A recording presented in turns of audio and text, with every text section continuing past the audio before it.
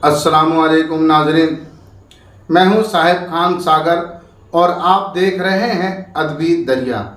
दोस्तों, मैं काफ़ी दिनों से अपने चैनल अदबी दरिया पे गैर हाजिर था।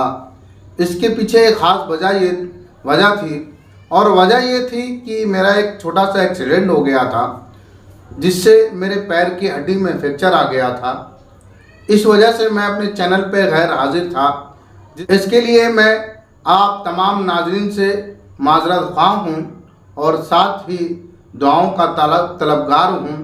आप हमारे लिए दुआ कीजिए कि अभी भी मैं जो है कि बेड रेस्ट पे ही हूँ, और लेकिन सोचा कि काफ़ी वक्त हो गया है, आप लोगों से कोई बातचीत नहीं हो पाई है, तो दोस्तों सोचा कि चलिए, काफ़ी गैर हाजिर रहना भी मुनासिब नहीं है, इसलिए मैं आज हाजिर हुआ हूँ आपकी खिदमत में।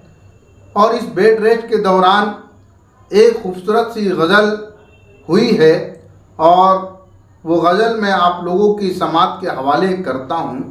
तो गज़ल का मतलब मुलाहिज़ा फरमाएं। सोचता हूँ कि क्या किया होगा, सोचता हूँ कि क्या किया होगा उसने जब मेरा ख़त पढ़ा होगा, और बात यूं ही नहीं बढ़ी होगी, बात यूं ही नहीं बढ़ी होगी।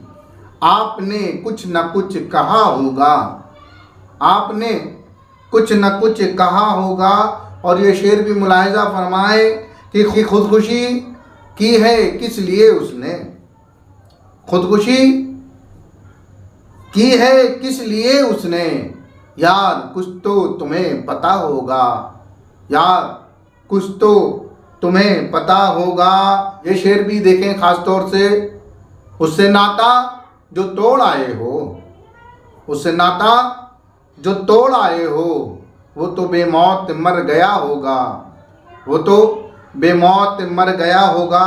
और मक्ता भी समात फरमाए कि सोचता हूँ कि किस तरह सागर, सोचता हूँ कि किस तरह सागर उसके सांचे में तू ढला होगा, उसके सांचे में तू ढला होगा।